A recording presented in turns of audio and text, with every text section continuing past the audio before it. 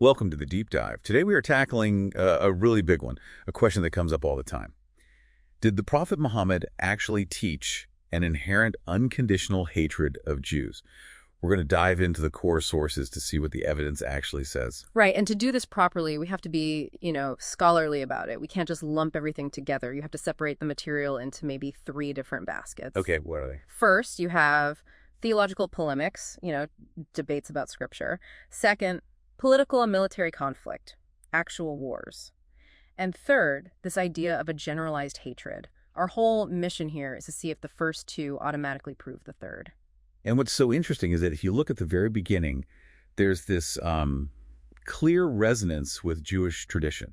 I mean, the first direction of Muslim prayer, the Qibla, it was toward Jerusalem. Exactly. That's the baseline. That's the foundational teaching before any of the political conflict even starts. So he gets to Medina. What is the very first institutional action he takes? His first act of statecraft. He establishes a legal framework. It's called the Constitution of Medina, or the Saifat al-Medina. And this document defines the community, the Ummah. But not as a purely Muslim community, right? Not at all. It defines it as a multi-religious political confederation. The text is just crystal clear. And what does it say specifically about the Jewish tribes living there? It says, and I'm paraphrasing slightly, the Jews are one community with the Muslim believers, and it guarantees their rights. The Jews have their religion, and the Muslims have theirs. This is the starting point. It's a pact.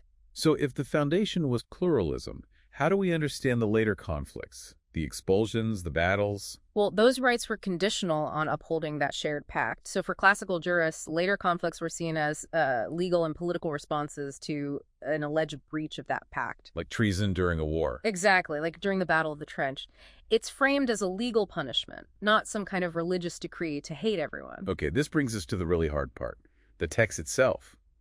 What about those verses in the Quran that sound so harsh? For that, you absolutely have to apply the principle of asbab al-nuzul, the occasions of revelation. You need the context.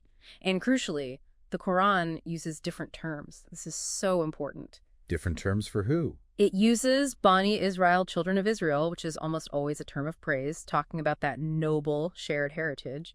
Then it uses the term al-Yahud, which is usually for specific contemporary groups in a particular dispute. So it's not a racial slur, it's specific. It's specific and covenantal. And then you have to look at his personal conduct. Which is where we find some powerful counter-evidence. Just really powerful. There's an authentic hadith about him visiting his sick Jewish boy servant.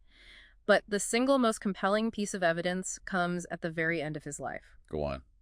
At the time of his death in 632, after all the major conflicts in Medina were over, his armor was mortgaged to a Jew. Wait, say that again? His armor was mortgaged? Mortgaged to a Jewish man for a loan of barley for his family. You just don't maintain that kind of trust-based commercial relationship if you're teaching some kind of inherent hatred. It fundamentally doesn't work. That one detail speaks volumes. But, okay, let's address the big one. What about those prophecies, like the Garkad tree hadith, that people point to today as a call for violence?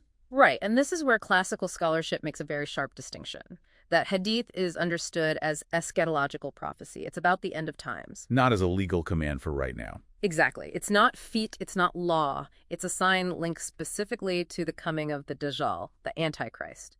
The legal tradition was very careful to contain these texts, to stop them from becoming a kind of universal, open-ended policy of animosity.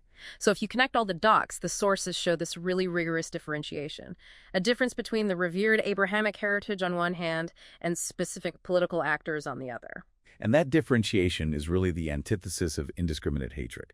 It is. So what does this all mean for you?